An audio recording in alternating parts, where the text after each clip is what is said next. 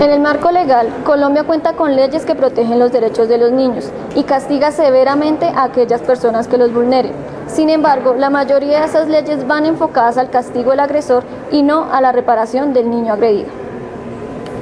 El maltrato infantil es todo tipo de agresión física o verbal que se ejerce contra un niño. Puede ser la humillación, los golpes. El abuso sexual es el tocamiento, ¿sí?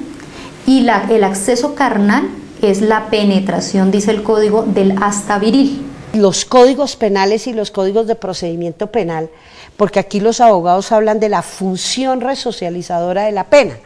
Por eso es que hay gente que no está de acuerdo con la prisión perpetua, porque la prisión perpetua es una pena irredimible. Es decir, usted si se quiere resocializar, lo que quiera, pero no vuelve a salir en la vida.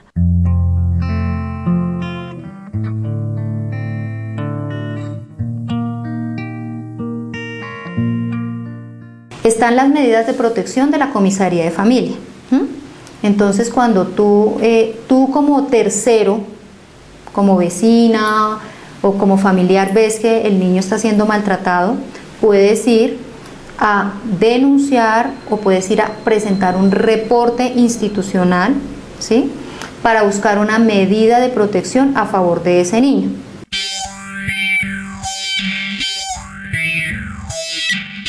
En situaciones de maltrato, lo primero que hay que hacer es trabajar con sus grupos familiares, es determinar cuáles son las causas que han generado esos abusos, esos maltratos, y en esa medida posibilitar las rutas de atención a partir de los programas que se tienen por cada una de las entidades. En particular, en el caso nacional, el ICBF es el encargado de realizar toda la ruta en materia de atención.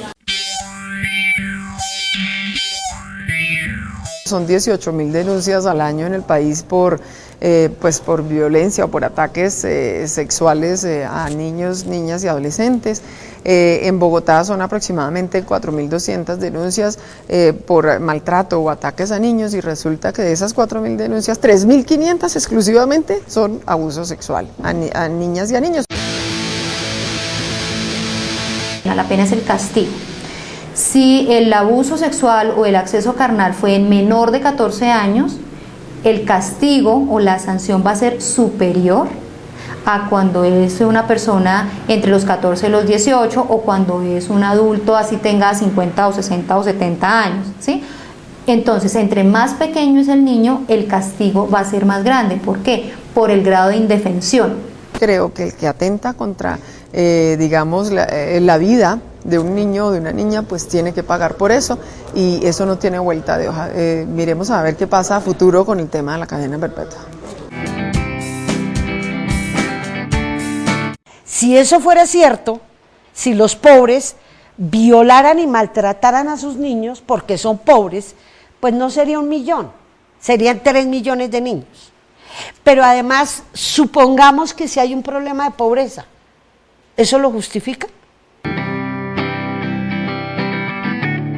Los niños y las niñas son nuestra prioridad, y en ese sentido se les debe garantizar no solamente una asistencia integral, sino también un reconocimiento, y en caso tal que hayan sido objeto de algún tipo de violencia, una reparación y una asistencia por parte de las autoridades, tanto del orden nacional como distrital. Lo que no podemos permitir es que a los niños y a las niñas se les siga corrigiendo, educando, disciplinando a punta de golpes, de bofetadas, de correazos y de una cantidad de castigos crueles que no hay derecho a hacerle a nuestros niños y niñas. Los niños que son víctimas de abuso sexual, o los niños que son víctimas de maltratos por parte tanto en ocasiones de sus mismos miembros de su grupo familiar o por personas que los utilizan, determina que se debe generar unas respuestas inmediatas.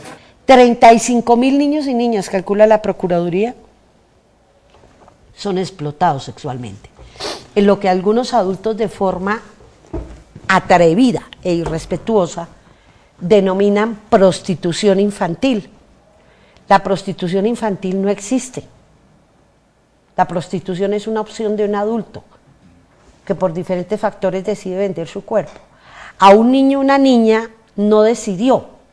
A un niño o una niña, un adulto, un ampón, tiene un negocio montado para que otros adultos ampones la compren o lo compren para violar.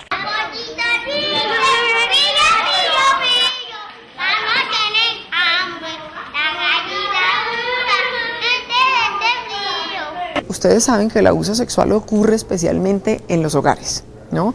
Y el maltrato a los niños y a las niñas ocurre también en los hogares.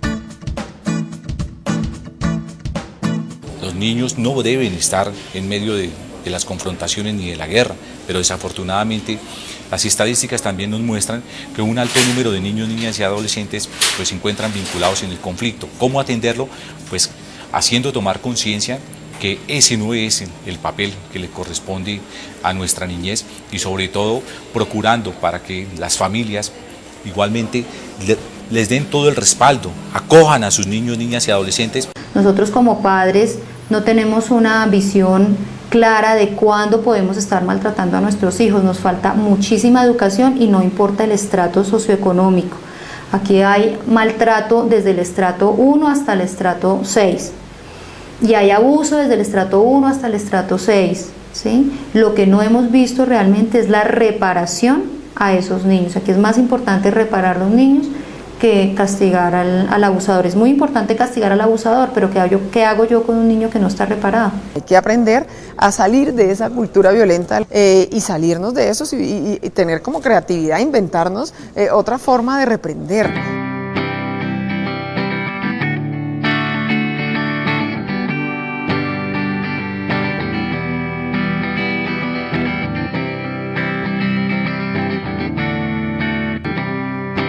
Claro que hay causas sociales, hay causas económicas, hay causas estructurales, somos una sociedad permisiva.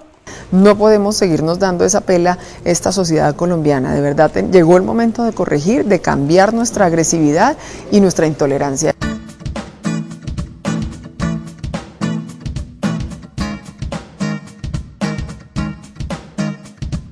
Estamos trabajando sobre la marcha.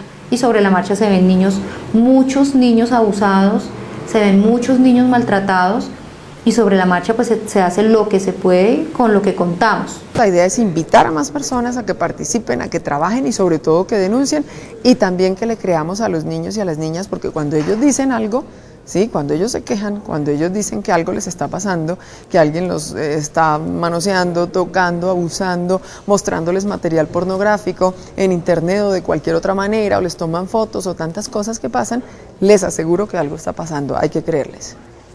Yo pienso que en vez de trabajarse en la parte de castigar se debería trabajar en la parte de educación, lo de prevención del maltrato y de otras situaciones de abuso y negligencia con los niños.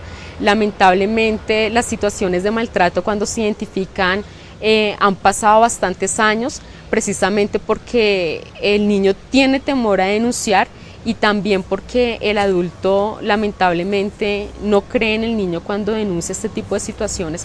Y sobre todo pues llegando a algunas de las localidades en donde tenemos que seguir motivando a nuestras alcaldesas y alcaldes locales para que se generen respuestas que atiendan en una forma directa y primaria esas causas que han dado lugar a que los niños y niñas se vean infortunadamente en esa situación de vinculación y se pueda visibilizar a partir de unas propuestas, por supuesto, que atiendan, respeten y sobre todo garanticen los derechos humanos de los niños, niñas y adolescentes. Todavía falta mucho por hacer en cuanto a maltrato infantil en Colombia. Es necesario que se estudie más a fondo esta problemática y se planteen soluciones. El Estado debe trabajar conjuntamente con sus instituciones para brindarle a los niños del país la protección y el acompañamiento adecuado en el caso de abandono, maltrato y abuso.